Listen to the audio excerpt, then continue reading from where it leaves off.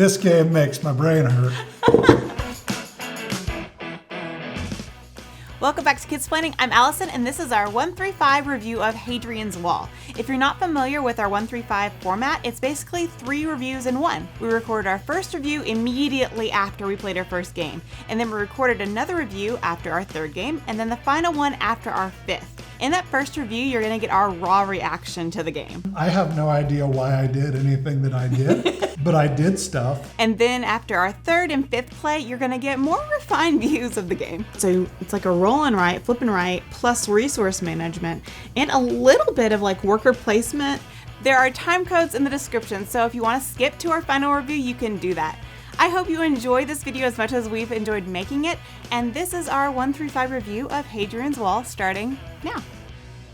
This brain makes my game hurt. See? There we go. This game makes my brain hurt.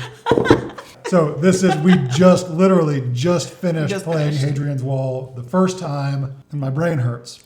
I really like the game. It's not, the actual gameplay is not as bad as it felt like it was going to be. I really enjoyed it. Mm-hmm. I have no idea why I did anything that I did, but I did stuff. How did you feel? I really liked it. I loved, I actually did feel like I was doing something. I didn't really understand when you were putting your path cards. I didn't understand that till the end when we were scoring. No. So next few games, I'll definitely be considering how I use the path cards. I really loved the I'm doing something to gain another resource. Now I'm going to use that resource to do this, and then I'll gain another thing. And I love that. And I got that. And again, this is the game. If you've not seen it, it's a giant flip and write, kind of.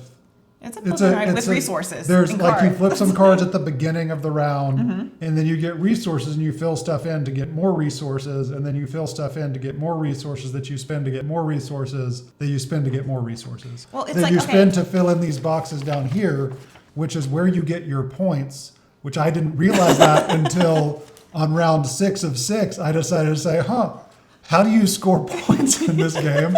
So I read the last page of the rule book, and realized that this is where you get your points. The iconography is great. Yes. I was so intimidated by the rule book, and there's a lot of different icons, mm-hmm.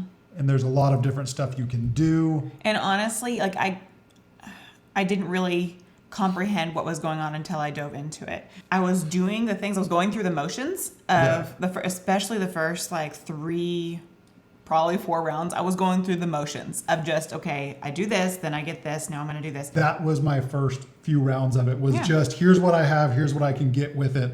You're going through the motions. But not being intentional with it at all. We love roll and writes and flip and writes. This puts all the roll and writes and flip and writes into its own box. It's like Gajan Clever on steroids, and then more steroids on top of those steroids. It has the same cascading effects that the clever games have, mm-hmm. where you do one thing and that lets you fill in something somewhere else. It's like you're building an engine type thing, and that's what we love about those games. Yes, there is a very much of a little. They're sitting over there. There is a lot of like an engine builder feel to it. Mm-hmm. I'm excited about the next game. Yes, I think this one is. It has to be like the biggest jump in skill level from game 1 to game 2 to 3. It has to. The entire game, up until round 6, when I looked up how you actually score points, I was just trying to fill in tracks. And I kind of every once in a while, but it's just too much. And that's fine. That's not a knock on the game. No. It is too much to really grasp what you're doing and how to efficiently score points in your first game. What I like about, though, we're playing multiple players, but it is a solo game. It is. Like, I wasn't paying attention to what he was doing. I really don't care what he was doing. I believe "you done" were the only words spoken the entire game, like at the end of each round. Right. So, prep time. Allison watched a 30-minute playthrough. I spent that 30 minutes reading the rule book. Because that's how we do. Because the playthrough was confusing me more than helping me, just because of the way that my brain works. And I'm a visual person, so I like seeing it and seeing it. So combined, we'll say 45 minutes to get everything set up, to start playing, to learn the rules well enough to start limping your way through round 1. We timed it, hour and 19 minutes for our first game. I would say 2 hours is good from you put the box on your table for the first time through finishing the game. Next time, I expect around an hour. Now that we know what we're doing, we're not having to. There were a lot of rule checks in this first game. And again, that's not bad.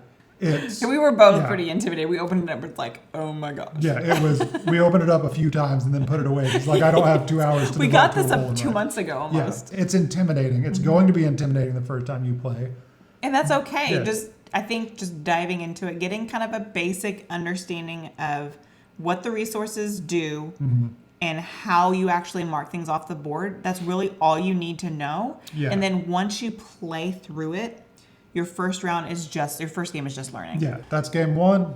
We'll see you on game 2, which will be immediately after this right now. Oh, really? We're not playing it right now. Sorry, not game 2. Game 3. After yeah, okay. game I was 3. like, we're playing right now? Okay, let's go. Let's cut. This is game 1. We'll see you after game 3, which will be immediately after this in the video, not in real life. Not real life. Okay. See you there. Bye. We just finished our game 3 of Hadrian's Wall, and definitely I got better at the game. I got better, and then I got way worse. Full disclosure, game 2 was about a month and a half after game 1. So we did have to I read back through the rules. I could not have just sat down and played it. So I did read back through the rules. And then during the game, there were a handful of rules checks. Things that we genuinely needed to check rules on. On game 3, there were a couple of rule confirmations, but not like it was confirming that we were doing things right, not like, okay, I don't know what this means. I need to check on this. Right. So, but we did discover in game 2 that we missed a pretty important rule in game 1. Yeah, we discovered during game 2. It was in game 1, our first game, that we actually overlooked a rule that would have helped both of us in our first game. So as I mentioned in our first review, during game 1, I had no idea that this whole track down here is how you actually score and get points. What we missed is that in between rounds when you're being attacked, if you successfully block the attacks, you get your cohort. Yes, you get valor equal to what's to this gray flag. So we didn't do that in the first game, meaning we missed out on a lot of valor points, meaning Allison would have beat me worse if we had actually played correctly. So that was a pretty big rules miss. Yeah, so the second game I felt like was a lot better than even the first, and I didn't do horrible at the first game. No. And then the third game, I did horrible. Game 2, she got 83. I got 63, playing with all of the correct rules. Yeah. And then our game today, she got 94 and I got 46, playing with all the right rules. I was so happy with that score. I did terrible, but I really enjoyed the game. Yeah. I'm trying to figure out, I'm still in the process of trying to figure out how to play efficiently, because there are so many things that you can do. And I just don't, I understand the rules. I understand how to play. I obviously don't understand how to win. Now, I did this time when we were flipping over our cards, when we decide if what path card we're going to use. Yeah. Because, and which one we're going to use to do the market, allow other people to use the market. I did look and see what, because you want completely unique numbers. Right. And so I looked to see on his paper what he had already had in the market, and I let that weigh a little bit. Because your cards do 3 things, the ones that you put out beside your deck. They give you resources, they give a shape that can be used for scouting, and then they give a number for the marketplace. Yeah. So I did look, and if I didn't need the resources on a unique number, that was like my tiebreaker to, because 94 to 40 something, like I need every chance I can get. So I will, by game 5, still probably not have won a game. If you do struggle with analysis paralysis, that first round is so intimidating, because you're like, okay, I have these resources. I don't know where to do first. No, even with all of my terribleness, I still really enjoy this game. Something also that I did the last 2 rounds that I didn't do in the first game is really look at my path cards. And your path cards are the ones that you tuck underneath here that just give you end-game scoring. Yes. So you do 1 in each round. They're like just little initiatives and goals that you have uniquely for your game. Yeah, it's victory points. Yeah. This is games 2 and 3. I am genuinely curious to see how, because again, I have a handle on the rules. I do not have a handle on the strategy. I do not know how to do well at this game yet. So we'll be back after game 5 to see if I can manage to squeak out a win, or at least do better than my worst score. So, yeah, we see will see you right now. So, finally happened. We got all 5 games in, so we can finish this review. I didn't win, if that's what you were waiting for. I lost terribly both games. I did better than my third game. On your second. Compared to myself. And that's the beautiful thing about this game, is it's really not a competitive game. It doesn't matter what the people you are playing with get, how many points they get. This is a game that you play against yourself. Yeah. And that is the only number you should look at. But I did win. It doesn't matter. Don't listen to the haters. It doesn't matter what the other people at the table score. It matters what you score. Okay. And only what you score. So, game 4, I got 63 points, which is better than the 44 or whatever I got the previous game. She got 98 points. I got 98 points. I don't think I'm ever going to beat that in the history of playing Hadrian's Wall. But then today, on game 5, she lost because she got 89 points. And I lost also because I got 57 points. Now, the hard part about this game is that you don't watch the other players to see what they're doing, if there's any shenanigans going on. Yeah, he's looking at my paper. He's like, are you sure you're scoring right? I'm like, yes. It's not like a game like Dominoes where you can look and watch what people are putting down and make sure that they're not. There's a story there. We'll tell it one day. It's okay. No, we won't. Anyway, she cheated at Dominoes the first time she met my parents. So 16 years ago, and I didn't cheat. So it's not like colors were really close together. You have to play with people you trust if you're going to take their score. Trust I me? do. Thank you. I don't trust myself because somehow I cannot. Well, I will say I felt like we were in round 5, and I was like, I feel like I'm missing something. Like the last game, I was like, I'm on top of the world. I get this. This is rocking. But then like the last round of this game 5, I kind of pieced it together. Yeah. But I was feeling very like I'm not doing as well during the 5th round. It came back around, but and you weren't because you lost to your previous high score, but you still did better than me, if that mattered, which it doesn't because this is. Are you going to title this Allison Lost? Yeah. No, we will come back after 10 games or 20 games or 30, however many games it takes for me to get a better score than Allison. We'll be back at that point to just I'll bring streamers, we'll have party hats, we will celebrate my victory because if I beat her, that means that I have beat myself also. All joking aside, I think I love this game. This is a lot of fun. I really like this game. Yeah.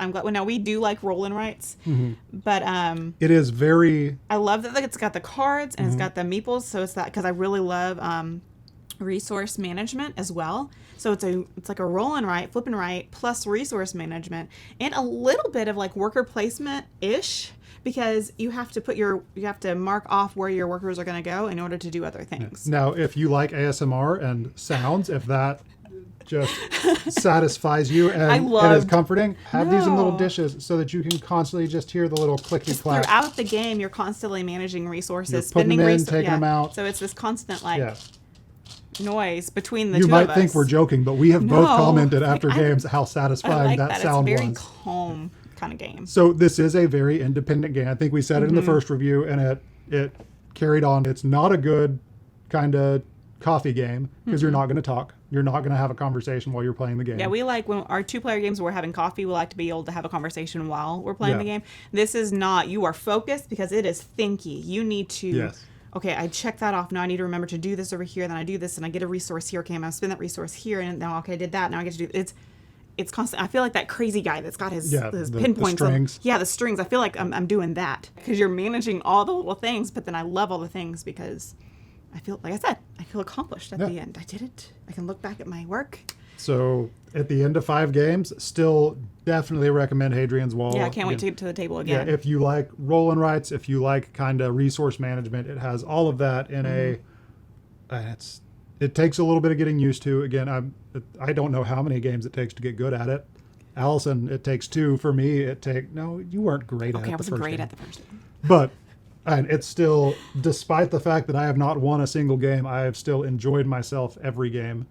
Just because it's not a game where you are, even though you might technically have a lower score than the other players, You're not beating up on people. You built something, but you're not beating up on other people. There's not a take that element to it. Playtime was around 45 minutes to an hour. We had to take a couple breaks in the middle. So 45 minutes to an hour to play, I think that's going to be your average playtime unless you are just booking it through. But a leisurely game of Hadrian's Wall, once you know all the rules, is probably going to be about an hour. Highly recommend it. Really enjoy it. If you like roll and writes, flip and writes, if you like engine builders, kind of the tech tree games, it is definitely one to look at. If you have any suggestions, any games you would like to see in this format, definitely let us know and we will see if we can do it. So go ahead and hit that subscribe button right there. And that like button, and we can watch a few videos right over here. We will see you next time. Find the bell, hit it. Yeah.